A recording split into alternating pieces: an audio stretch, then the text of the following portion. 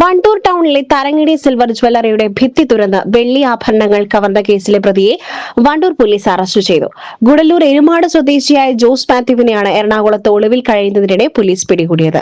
മാസ്കും തൊപ്പിയും ധരിച്ചെത്തിയ പ്രതി ജ്വല്ലറിയുടെ പിൻഭാഗത്തെ ഭിത്തി ഒരാൾക്ക് കഷ്ടിച്ച് കടന്നുപോകുവാൻ പാകത്തിൽ തുറന്നാണ് അകത്ത് കയറിയത്. തുടർന്ന് ഷോക്കേസുകളിൽ സൂക്ഷിച്ചിരുന്ന ഏകദേശം 2 കിലോയോളം തൂക്കം വരുന്ന വെള്ളി ആഭരണങ്ങൾ കവർന്ന് രക്ഷപ്പെടുകയായിരുന്നു. മോഷണ വിവരം അറിഞ്ഞ് സ്ഥലത്തെത്തിയ വണ്ടൂർ പോലീസ് CCTV ദൃശ്യങ്ങളും ശാസ്ത്രീയ തെളിവുകളും സാങ്കേതിക വിവരങ്ങളും കേന്ദ്രീകരിച്ച് നടത്തിയ അന്വേഷണത്തിന് ഒടുവിലാണ് പ്രതിയെ തിരിച്ചറിഞ്ഞത്. പ്രതിയായ ജോസ് മാത്യുവിനെതിരെ സംസ്ഥാനത്താകെ 150ഓളം മോഷണ കേസുകൾ നിലവിലുണ്ടെന്ന് പോലീസ് അറിയിച്ചു. പ്രതിയെ കൂടുതൽ ചോദ്യം ചെയ്തു വരികയാണെന്നും സംഭവവുമായി ബന്ധപ്പെട്ട അന്വേഷണം തുടരുകയാണെന്നും പോലീസ് വ്യക്തമാക്കി. SS Gold, pure gold. SS Group, Nilambur.